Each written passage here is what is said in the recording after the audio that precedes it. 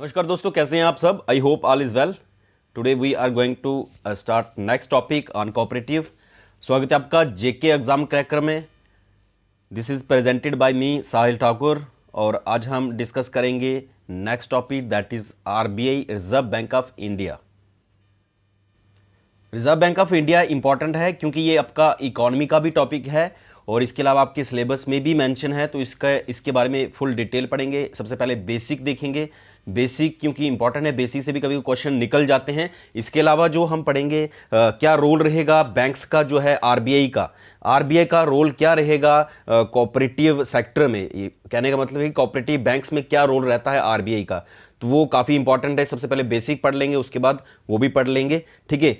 और इनको सबसे पहले स्टार्ट करेंगे फॉर्मल फाइनेंशियल इंटरमेडियरी क्या होता है। एक्चुअली में क्या होता है कि जब भी फाइनेंशियल ट्रांजेक्शन होती है किसी भी, आप अगर बैंक में जाते हैं तो जैसे for example let us take example, this is a bank, okay. Bank में एक पर्सन जा रहा है तो वो क्या करता है, डिपॉजिट करता है। तो बैंक ये एक पर्सन है जो कि बैंक में जाके क्या करेगा, आपका पैसा डिपॉजिट करेगा। इसको जो बैंक से क्या मिलेगा, वो इंटरेस्ट रेट जो है वहां से मिलेगा। एक पर्सन है वो क्या करता है, बैंक में डिपॉजिट नहीं करता है, बैंक से लोन लेता है, ओके। लोन अगर लेगा तो उसको क्या करना पड़ेगा, वापस इंटरेस्ट देना पड़ेगा। लेकिन ये सारा जितनी भी ट्रांजेक्शन हो रही है ये कहां पे हो रही है, ये हो रही है बैंक में, ओके। बैंक इधर क्या फंक्शन कर रहा है, काम देखो, इसने डिपॉजिट किया था बैंक में, पैसा डिपॉजिट किया था, इसको क्या मिला, इंटरेस्ट, ठीक है, इसी पे जो इसने डिपॉजिट किया। अब ये एक पर्सन है वो क्या करता है कि बैंक में उसने वहां से उसने लोन लिया है। अब इसने अगर लोन लिया तो ये भी क्या करेगा, इंटरेस्ट रेट पे करेगा बैंक को। तो बैंक क्या काम कर रहा है, एज ए मिडल मैन का काम कर रहा है। वहां से पैसा ले रहा है और आगे पैसा दे रहा है, ठीक है। यहां से पैसा ले रहा है और आगे पैसा दे रहा है। तो बैंक क्या हुआ, एक इंटरमीडियरी का काम कर रहा है। मतलब हो गया कि मिडल मैन का काम कर रहा है। तो इसकी सबसे पहले देख लेते हैं डेफिनेशन क्या है बैंकिंग की, ठीक है। इट इज एन एंटिटी, ठीक है। बैंक्स की डेफिनेशन बोलो या फिर फाइनेंशियल इंटरमीडियरी की बात करो। It is an entity that acts as a middleman between the two parties in a financial transaction between lenders and borrower के बीच में क्या करता है, मिडल मैन का काम करता है बैंक। इसमें इन्वेस्टर भी हो सकते, investor versus entrepreneurs, house hold versus business firms. अब हाउस होल्ड होंगे वो पैसा डिपॉजिट करेंगे, बिजनेस वाले फर्म्स वाले होंगे, फैक्ट्री इंडस्ट्री वाले वो पैसा लेंगे। तो कहीं ना कहीं बैंक काम क्या करेगा, मिडल मैन का काम करेगा। वैसे ही फाइनेंशियल इंटरमीडियरी जो है, यही जो बैंक जो होते हैं वो हम डिवाइड कर सकते हैं उनको दो प्रकार में, एक फॉर्मल और एक इनफॉर्मल। फॉर्मल में आ गया, जैसे इंडिया में बैंकिंग इंडस्ट्री है तो जितने भी बैंक्स आते हैं वो फॉर्मली आते हैं। इनफॉर्मल कौन सा हो गया, जैसे आप गांव में चले जाओ तो कहीं ना कहीं एक गांव का बंदा होगा, वहां पे वो उधार पे पैसा देता है किसी को, तो वो उधारी पे लेता है, लेकिन वो फॉर्मल में नहीं है। उसको कितना इंटरेस्ट पे लोगों को पैसा दे रहा है वो नहीं, उसका कोई फॉर्मल वे नहीं है। इनफॉर्मली वो क्या करता है, अपने तरीके से इंटरेस्ट रेट लगाता है और लोगों को पैसा देता है, वो आता है इनफॉर्मल में। लेकिन फॉर्मल में हम जितने भी बैंक्स हैं इंडिया में उसके बारे में हम पढ़ेंगे। तो सबसे पहले देख लेते हैं, मैंने बताया कि बैंक को डिवाइड करेंगे दो हिस्सों में, एक बैंक्स और एक नॉन बैंक्स, ठीक है। अब नॉन बैंक्स क्योंकि ये डिपॉजिट नहीं करते इसलिए इनको नॉन बैंक्स बोलते हैं। जैसे नबार्ड है, नबार्ड में आप पैसा डिपॉजिट नहीं कर सकते और नबार्ड डायरेक्ट लोगों को पैसा भी नहीं देता है, इसलिए इनको नॉन बैंक्स बोलते हैं। बाकी कोई क्लासिफिकेशन नहीं है, ठीक है। नबार्ड भी बैंक, कॉमन वे में हम नबार्ड को भी बैंक बोलते हैं, बट एक्चुअल में वो बैंक इसलिए नहीं है क्योंकि वो डिपॉजिट मतलब अगर पैसा लेके आप जाओगे डिपॉजिट करने, वो नबार्ड नहीं करेगा। उसकी जगह अगर और कोई बैंक होगा वो करेगा, और लैंडिंग भी नहीं देगा डायरेक्ट लोगों को। नबार्ड कहीं और पैसा देता है, वो जब हम नबार्ड का टॉपिक पढ़ेंगे तब उसको देख लेंगे। बैंक जो है, बैंक को क्लासिफाई किया जाता है कमर्शियल बैंक और cooperative banks, okay. Commercial bank में क्या आता है, public bank, private bank, foreign bank. Foreign bank कहने मतलब कि जो फॉरेन के बैंक होंगे इंडिया में उसकी बात कर रहे हैं, फॉरेन बैंक। डिफरेंशियल हो गया, जैसे रीजनल रूरल बैंक हो गया, ठीक है, एलएबी हो गया, फिर स्मॉल फाइनेंस बैंक हो गया, या फिर पेमेंट बैंक। पेमेंट बैंक कौन से हुए, पेमेंट बैंक हो गए जैसे आज की डेट में आप पेटीएम यूज़ करते हैं या गूगल पे यूज़ करते हैं, ये सब किस में आते हैं, पेटीएम बैंक में, ओके। ये सारे आगे कमर्शियल बैंक में। बट अगर बात करें कोऑपरेटिव बैंक्स, तो जो हमने ऑलरेडी बताया कि बैंक को क्लासिफाई किया कमर्शियल और कोऑपरेटिव। कमर्शियल हो गया जिनका मेन मकसद क्या है, पैसा कमाना, प्रॉफिट कमाना। इनका मेन मकसद क्या होता है, कमर्शियल बैंक उनको बोलेंगे जिनका मकसद होता है मेन प्रॉफिट कमाना। प्रॉफिट कैसे कमाएंगे, एक बंदे से लेंगे और दूसरे को देंगे, इसको कम इंटरेस्ट देंगे, ठीक है, और इसको ज़्यादा लैंडिंग पे, जैसे फॉर एग्जांपल अगर किसी ने सेव किया तो उसको पैसा कम देंगे, बाकी किसी ने अगर लेंडिंग पे लिया, लोन पे लिया, उससे पैसा ज़्यादा लेंगे। तो मिडिल मैन का काम करेंगे और प्रॉफिट कमाएंगे बैंक। तो बैंक का काम ही यही है, ठीक है, चाहे पब्लिक हो प्राइवेट हो। अब ये भी क्वेश्चन आता है जे एंड के बैंक जो है ये पब्लिक बैंक है या फिर प्राइवेट है। तो 51 शेयरिंग जो है वो प्राइवेट लोगों के पास है, 51%। जब भी 51% शेयरिंग किसी के पास रहती है वो तो प्राइवेट ही या फिर गवर्नमेंट बोलेंगे। गवर्नमेंट तब बोलेंगे ना जब गवर्नमेंट के पास 51% शेयरिंग होगी। लेकिन अभी इसमें जेके बैंक में 51% शेयरिंग जो है प्राइवेट लोगों की है, तो ये इसको प्राइवेट बैंक बोलेंगे, ठीक है। अब कोऑपरेटिव बैंक्स में urban cooperative bank, state cooperative bank, central और पैक्स, इन सब का जो बाप है वो कौन है? वो है आरबीआई, ठीक है। तो ये आरबीआई ही कंट्रोल कर रहा है, चाहे कमर्शियल बैंक हो, चाहे कोऑपरेटिव बैंक्स हो, जितने भी ये बैंक हैं, ओके। अब इसके गवर्नर कौन है? ये है शक्ति कांता दास। अब देख लेते हैं आरबीआई की डिटेल, थोड़ी सी बैकग्राउंड। ये इसका स्क्रीनशॉट ले लें, ये काफी इंपॉर्टेंट है, अदरवाइज पीडीएफ मिल जाएगी। अगर पीडीएफ प्रोवाइड हो रही है then okay, otherwise you can take the screenshot of the lecture. कुछ पॉइंट हैं जो कि आपको सब में नहीं पढ़ूंगा, जो इंपॉर्टेंट होंगे वही पढ़ूंगा मैं। सबसे पहले आपको ये पता होना चाहिए कि जो आरबीआई है, रिजर्व बैंक ऑफ इंडिया है, तो ब्रिटिश टाइम में ये एक्ट लाया गया था 1934 में, जिसको बोलते हैं reserve Bank of India act, RBI act, ठीक है, आरबीआई एक्ट। तो इसमें एक्ट बनाया गया था कि हम आरबीआई जो है वो बनाएंगे। लेकिन आरबीआई बनाने के पीछे आइडिया किसका था? रिजर्व बैंक ऑफ इंडिया बनाने के पीछे आइडिया किसका था? वो 1926 में रॉयल कमीशन बैठाया गया था इंडियन करेंसी पे, जिसको हेड कर रहे थे कौन? Hilton young royal commission. उन्होंने रिकमेंड किया था कि हमें एक सेंट्रल लेवल पे सेंट्रल बैंक बनाना चाहिए, जिसका नाम था रिजर्व बैंक ऑफ इंडिया, ठीक है, ब्रिटिश टाइम में। अगर आपने मॉडर्न हिस्ट्री पढ़ी है देन ओके। देन 1929 में आपको पता है कि ग्रेट डिप्रेशन आ गया था अपना यूएसए में, उसकी वजह से बहुत सारे कोलैप्स हो गए थे बैंक। तो फिर इन्होंने समझा कि नहीं, हमें बैंक बनाना चाहिए। तो 1934 में इन्होंने एक्ट पास किया और 1935 में इसका जो काम हुआ आरबीआई का ऑपरेशनल जो हुआ, ये कब हुआ? 1 अप्रैल 1935 से बैंक जो है ऑपरेशनल आरबीआई हुआ। तो क्वेश्चन आएगा जब भी एस्टैब्लिश, आरबीआई को एस्टैब्लिश कब किया गया? तो 1934 में। लेकिन बैंक कब बना? ठीक है, तो वो बना 1935 में। ऑपरेशनल जो हुआ 1 अप्रैल, अप्रैल फूल वाले डे पे ही इसको क्या किया गया? ऑपरेशनल किया गया। तो इसमें इंपॉर्टेंट है कि फर्स्ट जो गवर्नर थे वो कौन थे? आरबीआई के। आरबीआई के गवर्नर जो है एस बॉर्न स्मिथ। ये काफी ऑब्जेक्टिव में आता है, फैक्चुअल डाटा है, जो क्वेश्चन ऑलरेडी बहुत एग्जाम में पूछे गए, इवन तक जेकेपीएससी और यूपीएससी में पूछे गए, तो ये आपको पता होना चाहिए। नेक्स्ट जो है, अब इसमें हुआ क्या है 1935 में, क्या क्या कंडीशंस है, ये काफी इंपॉर्टेंट है। Commercial banks fulfilling certain conditions were listed in the second schedule of RBI Act। तो इसमें जो सेकंड शेड्यूल है RBI Act 1934 का, and such schedule banks were required to keep CRR with RBI। जो शेड्यूल बैंक होंगे, जो भी India में शेड्यूल बैंक्स होंगे, उनको CRR रखना पड़ता है, कैश रिजर्व रेशो रखना पड़ता है आरबीआई का। कैश रिजर्व रेशो वो रेशो होती है कुछ परसेंट, जैसे आज की डेट में बोलेंगे तो 3.5-4% जो है आरबीआई के पास हर एक बैंक को पैसा रखना पड़ता है in the form of assets, ठीक है, in the form of assets रखना पड़ता है, उसको बोलते हैं CRR। वो आपको इकोनॉमी में पढ़ा होगा आपने, ठीक है। अब इसके अलावा एक इंपॉर्टेंट पॉइंट है जो कि काफी इंपॉर्टेंट है, सीडी देशमुख को बनाया गया था first Indian governor of RBI. तो ये आपको पता होना चाहिए हु वाज, ये फैक्चुअल डाटा है, who was the first governor of किसके? आरबीआई। क्योंकि ये इकोनॉमी का भी टॉपिक है तो आपको इकोनॉमी में भी पढ़ने की जरूरत नहीं पड़ेगी, क्योंकि मैं कवर कर दूंगा इसमें सारा कुछ, ओके। और 1949 में क्या हुआ कि नेशनलाइजेशन की गई, ठीक है, नेशनलाइजेशन ऑफ बैंक किसकी? आरबीआई की। वो कब की? 1949। ये भी काफी इंपॉर्टेंट पॉइंट है जो कि आपको पता होना चाहिए। मैंने क्या बताया सबसे पहले कि 1934 में रिजर्व बैंक ऑफ इंडिया का एक्ट आया, जो कि आपको इंपॉर्टेंट है, पता होना चाहिए। एस्टेब्लिश कब हुआ, मतलब कि ऑपरेशनल कब से हुआ? 1935 में। और फर्स्ट गवर्नर कौन थे? S born Smith. इसके बाद 1935 में बताया कि शेड्यूल बैंक्स को CRR रखना पड़ेगा। 1943 से लेके 49 तक कौन रहे? सीडी देशमुख जो थे, ये फर्स्ट गवर्नर रहे इंडिया के, और इन्होंने पार्टिसिपेट भी किया था ब्रेटन वुड्स कॉन्फ्रेंस में यूएसए 1944 में। ये काफी इंपॉर्टेंट है, मतलब मोस्ट इंपॉर्टेंट है, हर एक एग्जाम में पूछा जा सकता है, पूछा जाता है और आपको पूछा जाएगा होपफुली। 1949 में क्या है कि आरबीआई को क्या कर दिया? नेशनलाइजेशन कर दिया।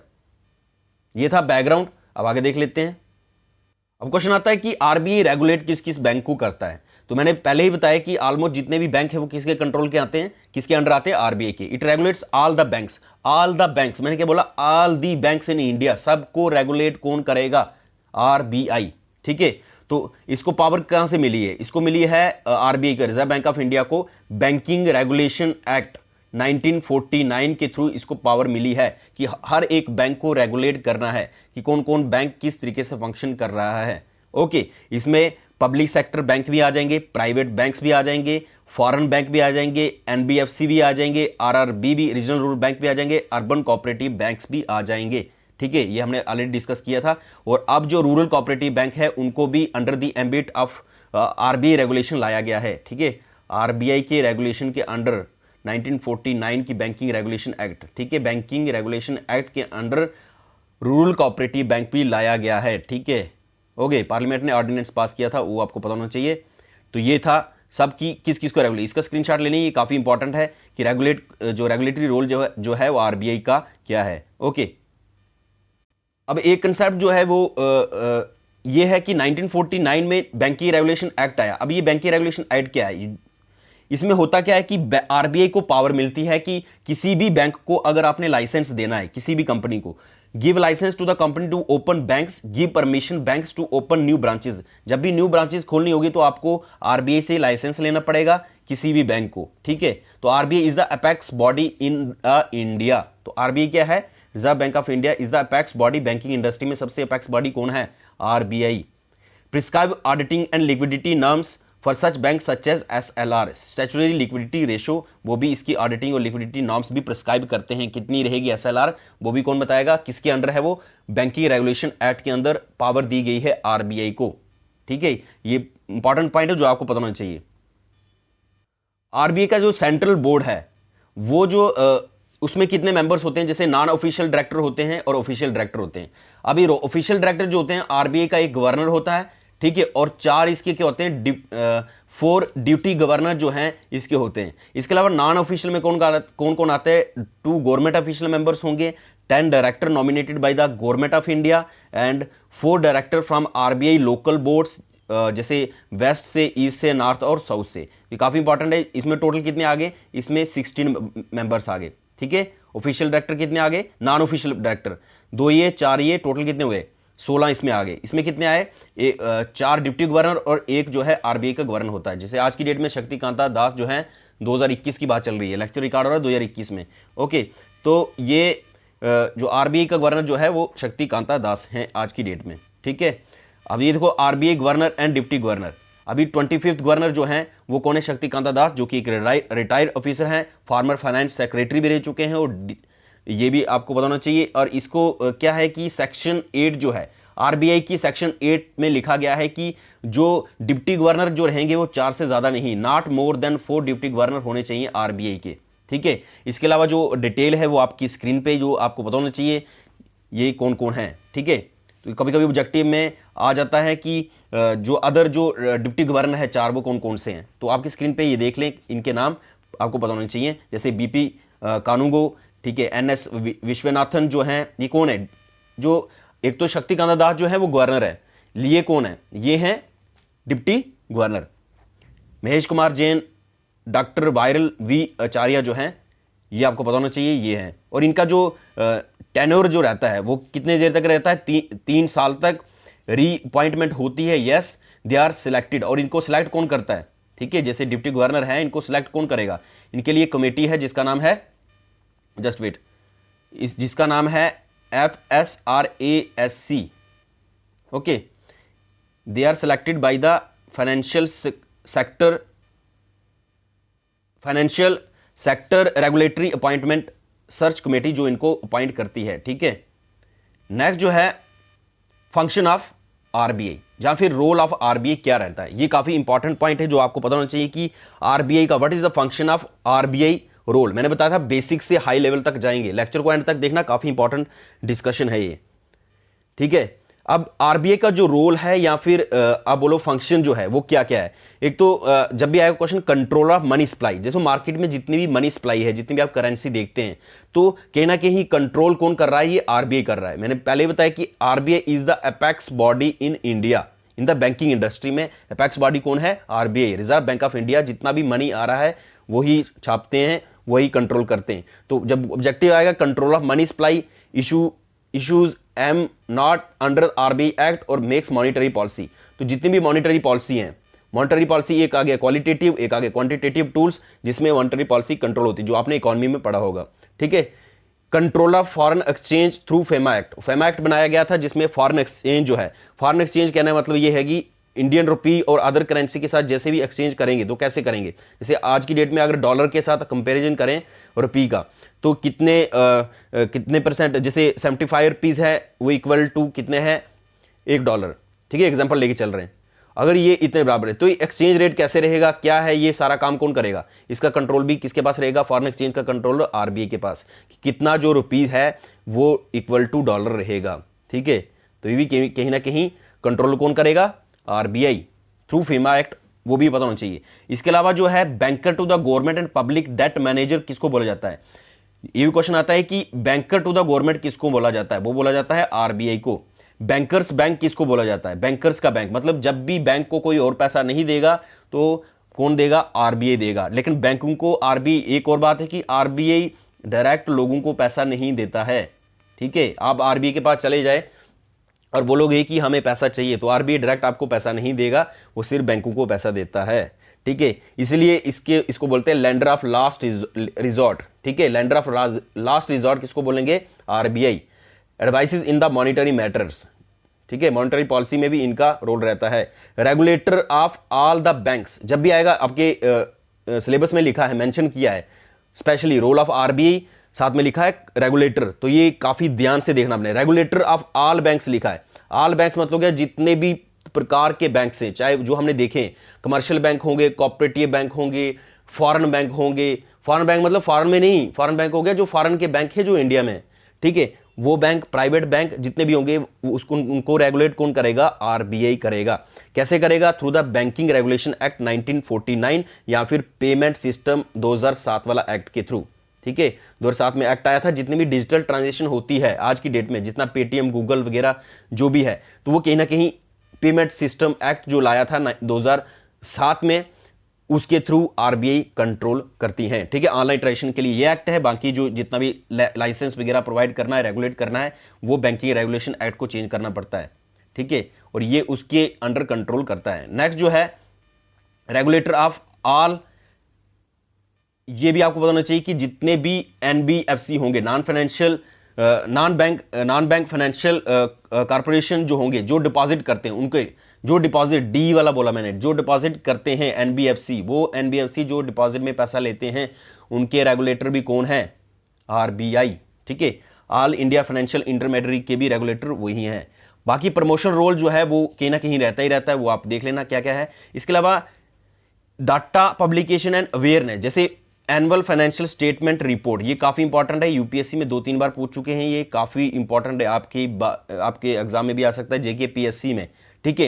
एनुअल फाइनेंशियल स्टेबिलिटी रिपोर्ट कौन प्रोवाइड करता है, वो आरबीआई देता है, ठीक है। इसके अलावा अगर इंटरनेशनल लेवल पे कोई बात करनी होगी, कहीं मीटिंग में पार्टिसिपेट करना होगा, डायरेक्टर, गवर्नर जो भी इंडिया से जाएंगे, तो आरबीआई रिप्रेजेंट करता है। बैंकिंग की बात जब भी चलेगी, पैसे की बात चल रही, कौन करेगा, इंटरनेशनल लेवल पे कॉपरेशन करेंगे कौन, आरबीआई करेगा। लेकिन आरबीआई को माननी पड़ती है बेसल नॉर्म्स, फिर इनको आईएमएफ, जैसे आपने पढ़ा होगा, आईएमएफ जो है इंटरनेशनल मॉनिटरी फंड, तो उनके अकॉर्डिंग भी चलना पड़ता है कि वर्ल्ड लेवल पे कैसी बैंकिंग चल रहा है, बैंकिंग सिस्टम चल रहा है, तो वैसे इनको चलना पड़ता है। इसके अलावा G20 फाइनेंशियल स्टेबिलिटी बोर्ड में भी इनका कॉपरेशन रहता है आरबीआई का, ठीक है।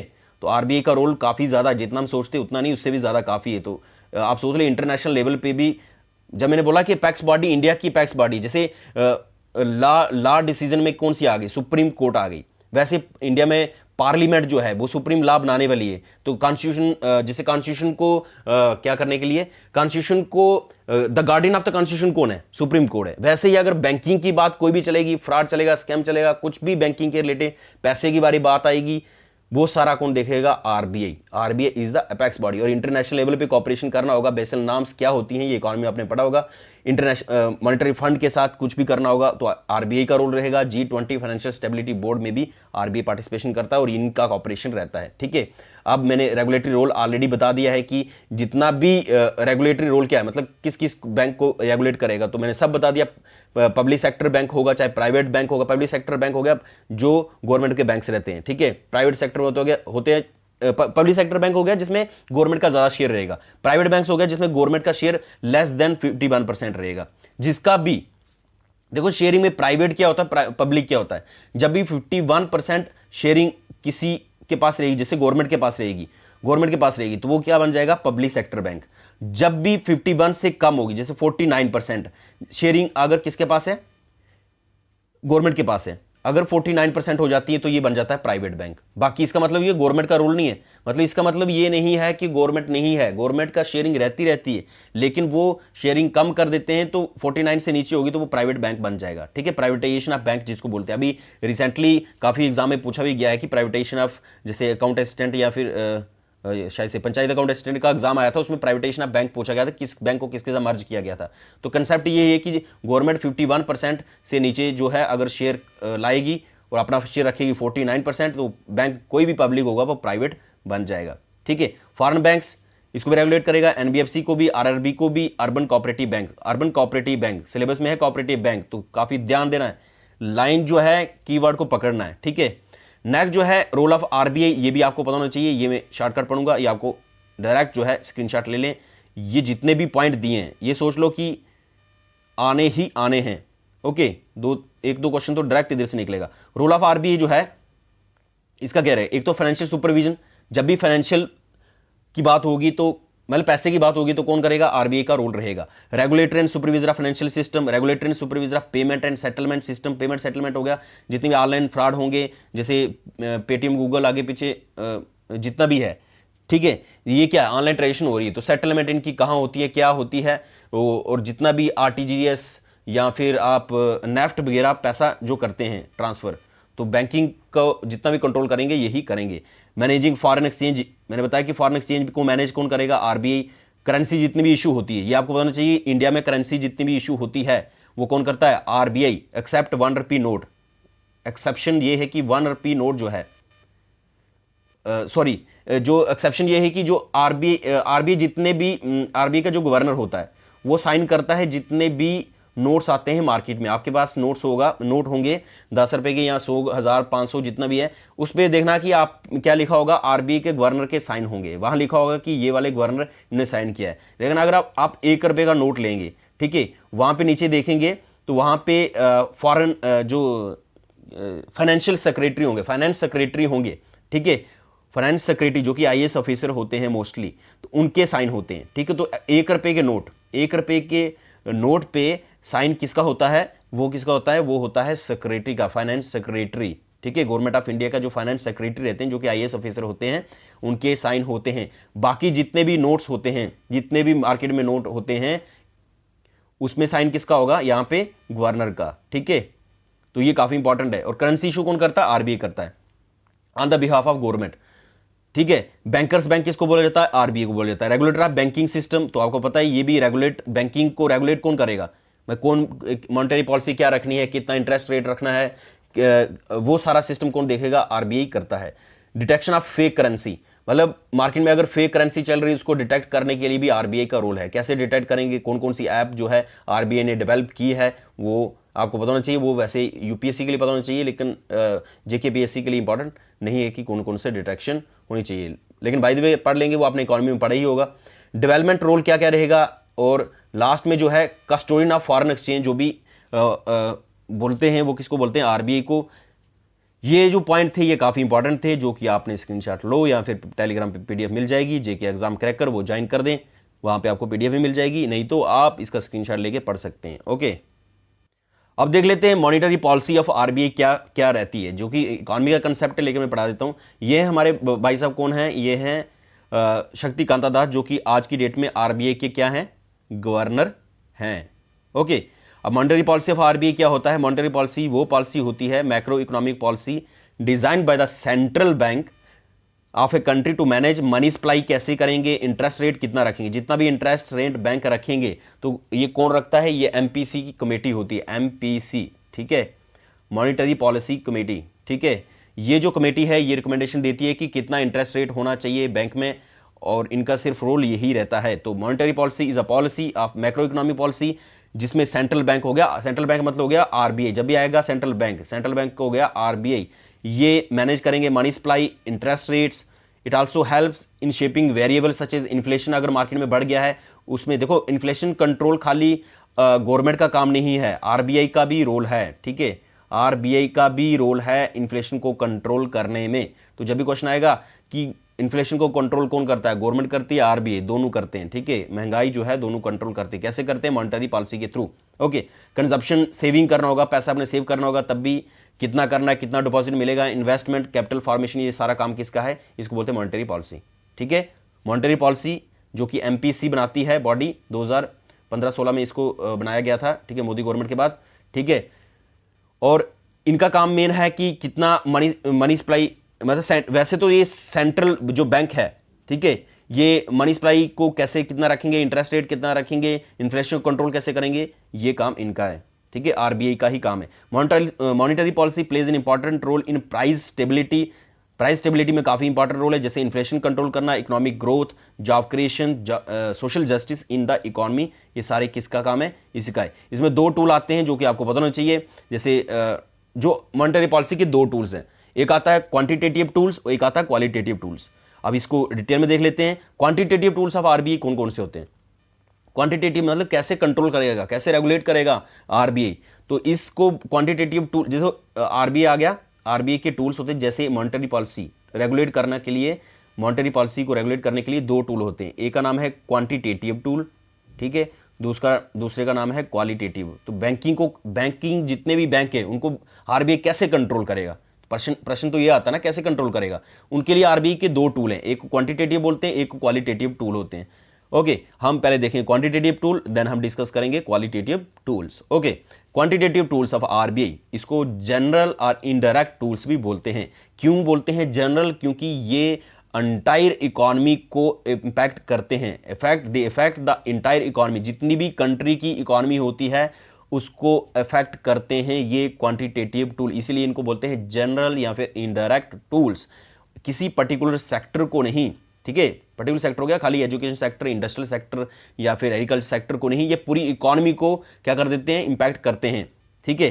जैसे for example policy rates and reserve ratio, अब कितनी पॉलिसी रेट्स रहेगी, कितना रिजर्व रेशियो रहेगी, ये कौन देखेगा? Repo rate. देखो क्वेश्चन कैसे आएगा, इकोनॉमी में आएगा आपको, quantitative which are the following are the quantitative tools, ठीक है, कि इनमें से कौन कौन से क्वांटिटेटिव टूल है। ये आपने जितने भी टूल्स हैं ये आपने याद कर देने, जैसे पॉलिसी रेट्स है, रिजर्व रेशियो है, रेपो रेट है, रिवर्स रेपो रेट है, एसएलआर है, statutory liquidity ratio, bank rate, liquidity adjustment facility, ये सारे कितने हैं? ये क्वांटिटेटिव टूल है आरबीआई की, जो आपको पता होना चाहिए। इसकी जो सिंपल डेफिनेशन है ये भी देख लें। रेपो रेट क्या होता है, बाकी क्या होता है? रेपो रेट जैसे आ गया, रेपो रेट बता देता हूं मैं। रेपो रेट हो गया, रेपो रेट मीन्स जब भी, जस्ट वेट, आरबीआई पैसा देगा किसको? बैंक को। देखो आरबीआई पैसा तो लोगों को देगा नहीं ना, लोगों को पैसा देता ही नहीं आरबीआई। तो जब भी ये पैसा देगा आरबीआई किसको? बैंक को, तो इस पे जो इंटरेस्ट रेट लगेगा, क्योंकि फ्री का तो देगा नहीं ना। अब आरबीआई जो है, आरबीआई के पास जितना पैसा है, वो कोई भी बैंक आता है, चाहे वो जेके बैंक रखो, एसबीआई रखो, कोई भी बैंक आता है कि भाई हमें पैसा चाहिए, तो वो इसको इंटरेस्ट रेट पे पैसा देंगे। किस इंटरेस्ट रेट पे आरबीआई बैंक को पैसा देगा उसको बोलते हैं क्या? मतलब लोन पे, जो लोन में पैसा देगा, ये लोन में आरबीआई देगा, लोन में किसको? बैंक को। कोई भी bank, commercial bank, foreign bank, J and K bank, SBI bank, HDFC bank, कोई भी बैंक रखो, आरबीआई के पास अगर जाएंगे, लोन लेंगे, इंटरेस्ट रेट कितना लगेगा उसको बोलते हैं रेपो रेट। सिंपल सा फंडा। ओके, सिंपल याद रखना आपने। गूगल डेफिनेशन देख लें, वन लाइनर डेफिनेशन पढ़नी इसकी, बाकी ज़्यादा नहीं पढ़ना इसके बारे में। रिवर्स रेपो रेट जो है, रिवर्स रेपो रेट हो गया उल्टा, जैसे हमने पढ़ा रेपो रेट का ही उल्टा कर दो। जैसे इसमें मैंने बोला कि आरबीआई से पैसा लेगा कौन? रिजर्व बैंक ऑफ इंडिया से कोई भी बैंक, ठीक है। Let us take example SBI. SBI bank जो है, या फिर जेके बैंक रखते हैं, जेके बैंक, अगर जेके बैंक आरबीआई से पैसा लेता है उसको क्या बोलेंगे? Repo rate. लेकिन कभी कभी ऐसा भी हो सकता है कि आरबीआई को पैसे की जरूरत पड़े और ये इन बैंकों से वापस पैसा ले, ठीक है, एसबीआई से, जेके बैंक से, इसको बोलते हैं रिवर्स रेपो रेट, ठीक है, triple R, reverse repo rate, मतलब रिवर्स में पैसा ले रहा है उसको, पहले तो आरबीआई दे रहा था, अब उन्हीं बैंकों से वापस पैसा ले रहा है, ठीक है। ये क्यों लेते हैं? ये आपका इन्फ्लेशन का टॉपिक है, ठीक है, जब इन्फ्लेशन इकोनॉमी में आपने पढ़ा होगा वहां पे आपका ये कंसेप्ट पूरा क्लियर हुआ होगा, ठीक है। एक्चुअल में इन्फ्लेशन को कंट्रोल करने के लिए सारे टूल यूज किए जाते हैं। ठीक है, नेक्स्ट जो है स्टैट्यूटरी लिक्विडिटी रेशो जो है ये क्या है। अब ये एक और टॉपिक रह गया, रिजर्व रेशो में सीआरआर। सीआरआर क्या होता है? Cash reserve ratio. अब ये कैश रिजर्व रेशो क्या है? कैश रिजर्व रेशो भाई साहब ये है कि सीआरआर, कोई भी बैंक होगा, कोई भी बैंक, ये बहुत ही इंपॉर्टेंट कंसेप्ट हैं जो आपको आने चाहिए। ठीक है, वैसे तो इकोनॉमी के थे, मैंने डिस्कस नहीं करने थे, लेक्चर लंबा हो रहा है, बट आपको आने चाहिए। अगर नहीं आते तो आपको एंड तक देखना, अगर आते हैं तो मोस्ट वेलकम, आपको रिवाइज करना ही, इससे डायरेक्ट क्वेश्चन आ जाएगा। बाद में ना बोलें कि सर क्वेश्चन कहीं और से ही आ गया। ठीक है, बैंक जो है, बैंक जब भी आरबीआई, देखो आरबीआई के पास इनको पैसा रखना पड़ता है। लेट अस टेक एग्जांपल 3.5 से 4%, इतना पैसा इनको, जितना भी इनके पास बैंकों के पास पैसा आया होगा, जैसे फॉर एग्जांपल किसी ने डिपॉजिट करने के लिए 100 रुपए दे दिए। ठीक है, अगर एक बैंक के पास 100 रुपए टोटल डिपॉजिट हुए हैं, उसमें से 4%, मतलब हो गया 4 रुपए उसको आरबीआई के पास रखने पड़ेंगे। ठीक है, ये रूल्स हैं जो आपको पता होने चाहिए। इसको बोलते हैं कैश रिजर्व रेशो, मतलब कैश को रिजर्व करके रखना है आरबीआई के पास। भाई इसके पास रखते क्यों हैं? सबसे बड़ी बात यह है कि आरबीआई के पास बैंक पैसा क्यों रखेगा, ऐसी क्या बात है? वो बात यह है कि जब भी इस बैंक में स्कैम होगा, जब भी इस बैंक में कोई प्रॉब्लम आएगी, तो आरबीआई ही संभालता है ना भाई, क्योंकि अपेक्स बॉडी इंडिया में कौन है? आरबीआई है। जब भी इस बैंक में स्कैम होगा, जब भी इस बैंक में पैसा नहीं होगा, जब भी इसमें प्रॉब्लम कोई आएगी, जैसे फॉर एग्जांपल इस बैंक ने जितना भी इसके पास 100 रुपए थे, 100 रुपए में से इसने 4 रुपए किसको दे दिए? आरबीआई को दे दिए। बाकी 96 रुपीज इसने क्या कर दिए? लोगों को बांट दिए। लेकिन इन्हीं में से कोई बंदा, बाकी बैंक के पास पैसा रहा ही नहीं, इन्हीं में से कोई बंदा उठा जिसने डिपॉजिट किए थे 100 रुपए, क्योंकि बैंक के पास पैसा कहां है? क्योंकि किसी ने डिपॉजिट किए होंगे। अभी इसने लोन की फॉर्म में इसने दे दिए किसी को, बैंक ने किसी को लोन की फॉर्म में दे दिए, इसके पास 100 रुपए आया था। अगर यही लोन की फॉर्म में ये देगा किसी को, अगर 96 रुपए दे दिए इसने, 4% इसको तो कहां रखने पड़ते हैं? आरबीआई के पास, बैंक को। ठीक है, कोई भी बैंक। और इसको डिपॉजिट में कितना मिला था? डिपॉजिट में इसको 100 रुपीज मिले थे। अब इसके पास कुछ पैसा बचा ही नहीं। अब कोई बंदा आया जिसने डिपॉजिट किया था, वो बोले भाई पैसा दे दो, बैंक के पास पैसा ही नहीं। तो ये क्या प्रॉब्लम आती है? एनपीए के, कहीं ना कहीं एनपीए का रोल आपको पता होना चाहिए कि वो लोग जो पैसा 90 डेज तक नहीं देते, ओवर 90 डेज से ज्यादा, वो क्या क्रिएट हो जाता है? बैंकिंग के लिए नॉन परफॉर्मिंग एसेट्स क्रिएट हो जाता है। तो इन केस में इसी की वजह से, ताकि बैंक रन ना हो, क्या बोला मैंने? Bank run.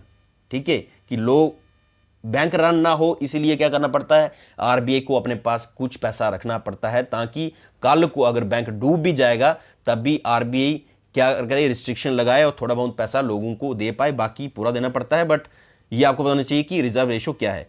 ठीक है, बैंक रेट मैंने बता दिया, ऑलमोस्ट सिमिलर कंसेप्ट जैसा रेपो रेट है वैसे ही। लिक्विडिटी एडजस्टमेंट फैसिलिटी, ये गूगल कर दें। ठीक है, अब इसमें एसएलआर क्या है? एसएलआर जो है ये रेपो रेट, सीआरआर और एसएलआर, ये काफी इंपॉर्टेंट कंसेप्ट है इकोनॉमी के। सीआरआर जो है और एसएलआर जो है स्टैट्यूटरी लिक्विडिटी, इसमें जो पैसा रखना पड़ता है वो खाली कैश की फॉर्म में रखना पड़ता है। किसमें? ओनली कैश की फॉर्म में बैंकों को रखना पड़ता है आरबीआई के पास। अब जो एसएलआर है, statutory liquidity ratio, banks must keep this much deposit in the liquid assets such as gold, cash, government security, treasury bills, state development loan bonds, या फिर other security notified by the RBI. ये काफी important point है जो कि आपको पता होने चाहिए। इकोनॉमी में नहीं पता है भाई, फिर प्रॉब्लम है। ठीक है, सीआरआर गूगल नहीं करना पड़ेगा आपको, इधर मिल जाएगा। कैश रिजर्व रेशियो जो है, bank must keep this much deposits are balance with the RBI. RBI इस पे कोई इंटरेस्ट रेट नहीं देता। ये भी क्वेश्चन होगा किसी भी एस्पिरेंट का कि सर अगर ये आरबीआई पैसा देता है बैंकों को, तो बैंक क्या करते हैं? उसको इंटरेस्ट रेट पे करते हैं। लेकिन अगर बैंक पैसा दे रहे हैं आरबीआई को in the form of CRR, क्या उसमें उसको इंटरेस्ट मिलेगा? भाई साहब नहीं मिलेगा।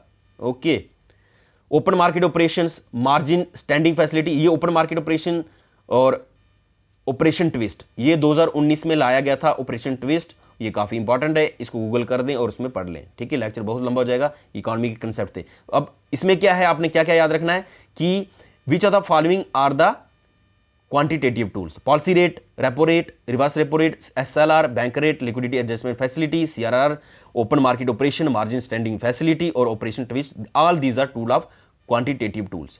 ठीक है, अब देख लेते हैं क्वालिटेटिव टूल्स क्या है।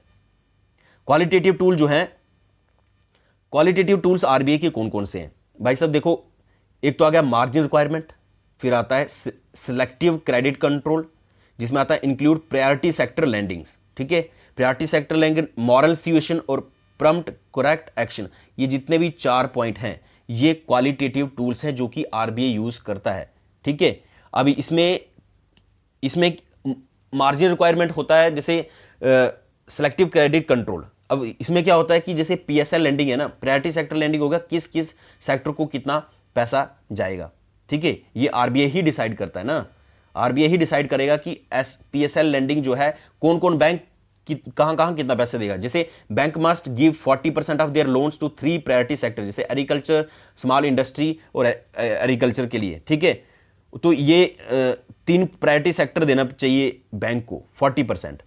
ठीक है, इस तरह से जैसे आरआरबी है, ये काफी इंपॉर्टेंट पॉइंट है जो आपको पता होना चाहिए।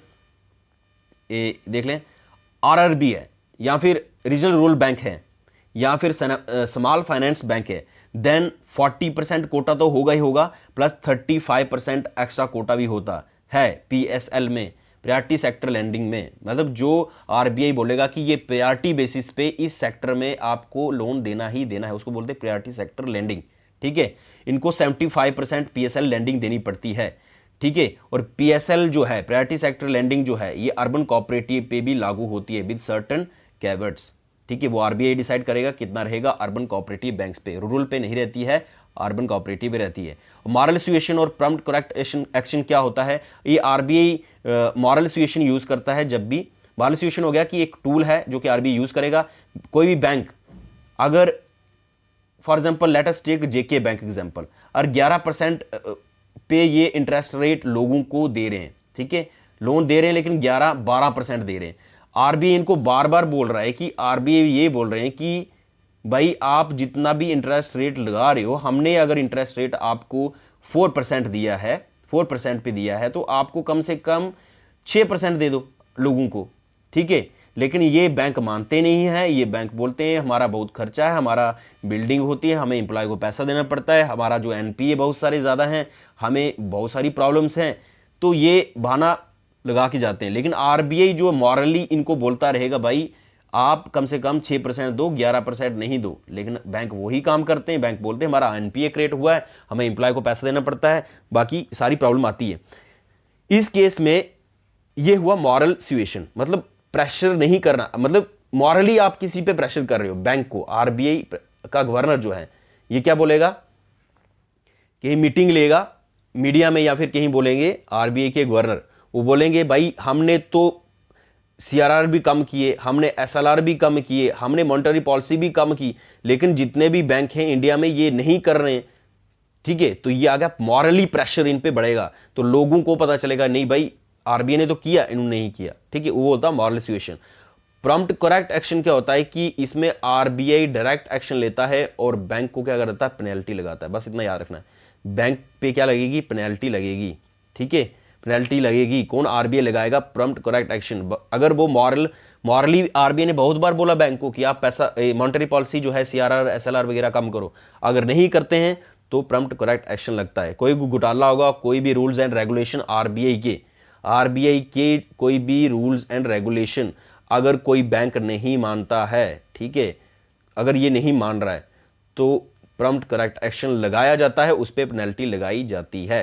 ओके, मोस्टली ये होता है कि आरबीआई ने बोला कि आप अपने एनपीए कम करो, या फिर जितने स्कैम वगैरह अगर हो जाते हैं बैंक में तो वहां पे उन केस में प्रॉम्प्ट करेक्ट एक्शन लगाया जाता है, पीसीए बोलते हैं इसको। ओके, जिन्होंने भी इस लेक्चर को एंड तक देखा भाई सल्यूट है आपको, क्योंकि ये काफी इंपॉर्टेंट था। आपके 2-3 क्वेश्चन इधर से डायरेक्ट निकलेंगे, ये काफी ज्यादा इंपॉर्टेंट था। ठीक है, लाइटली मत लें, ये काफी इंपॉर्टेंट है। मैं बार बार बोल रहा हूं, आप मुझे लाइटली ना लें, क्योंकि मैंने बुक लिखी है तो किसी वे में लिखी है ऑलरेडी। मेरे को अगर बोलोगे आप कितना एक्सपीरियंस है, भाई 3-4 साल का एक्सपीरियंस हो गया यूपीएससी का एग्जाम देते देते। ठीक है, चाहे वो प्री हो, मेंस हो, इंटरव्यू हो, कहीं ना कहीं ये होंगे तभी बता रहा हूं मैं, ठीक है। और प्लीज मेरी ये आपसे सबसे रिक्वेस्ट है, ये लेक्चर जो आज का लेक्चर है ये काफी ज्यादा इंपॉर्टेंट है, जो कि आपकी इकोनॉमी के लिए भी इंपॉर्टेंट है और वैसे भी इंपॉर्टेंट है। मेरे अब 3-4 लेक्चर ही बचे हैं जो आपके साथ हैं। एक इसके बाद लेक्चर आएगा, इसका स्क्रीनशॉट ले लें तब तक। इसके बाद जो लेक्चर आएगा हमारा वो हम पढ़ेंगे नाबार्ड के बारे में। ओके, नाबार्ड के बारे में डिटेल में देखेंगे क्योंकि आपके सिलेबस में उसमें कौन कौन सी स्कीम्स है गवर्नमेंट की, क्या है वो पढ़ेंगे। इसके बाद एनसीडीसी पढ़ेंगे और ये एनसीडीसी का क्या रोल रहेगा। इसके बाद जेके कोऑपरेटिव एक्ट, ठीक है। उसके बाद हमारी और आपकी जर्नी इधर तक ही रहेगी। ओके, उसके बाद जेके एग्जाम क्रैकर की ऐप पे मॉक टेस्ट चलेंगे, अभी वो अनाउंस करेंगे, जेके एग्जाम क्रैकर पे सर अनाउंस करेंगे, तो वो आप ज्वाइन कर लें अगर आपको टेस्ट देने हैं। और इसकी पीडीएफ अगर आपको मिल रही है ठीक है, अदरवाइज स्क्रीनशॉट ले लें। मोस्टली जितने भी लेक्चर हैं मोस्टली पीडीएफ मिल जाएगी आपको, क्योंकि लेक्चर कंप्लीट होने के बाद ही मिलेगी ना सब पीडीएफ जितनी मिलेगी। फुल लेक्चर जब खत्म हो जाएंगे उसके बाद पीडीएफ मिल जाएगी। अगर नहीं मिलेगी तब तक आप स्क्रीनशॉट ले सकते हैं, कोई इशू नहीं है। और जिनको भी कोऑपरेटिव सेक्शन में प्रॉब्लम आएगी, क्योंकि मेरे 2-3 लेक्चर ही 4 ही लेक्चर हैं इस पे, और प्रॉब्लम आती है, मेरा कॉन्टैक्ट नंबर है 7006231004। ऑनली टेलीग्राम पे मैसेज करें, कॉल ना करें अगर कोऑपरेटिव सेक्शन में कोई भी प्रॉब्लम आती है। बाकी जिन्होंने बुक खरीदी है और उनको अगर डिस्काउंट चाहिए तो किताब महल जम्मू जाएं, किताब महल जम्मू, ओके, पकड़ंगा। वहाँ पे मेरा नाम लेने से आपको ऑलमोस्ट 90 रुपीज़ जो है डिस्काउंट मिल जाएगा। बुक का जो प्राइस है 432 है, आपको 340-50 में मिल जाएगी, ठीक है। अगर आपने बुक लेनी है, ऑलमोस्ट सब एस्पिरेंट ने ले ली है, बट अगर आपने नहीं ली है ले सकते हैं। Okay, this is all about today. Thank you so much. Like share और सब्सक्राइब जरूर करें। मिलते हैं नेक्स्ट लेक्चर में, तब तक के लिए जय हिंद।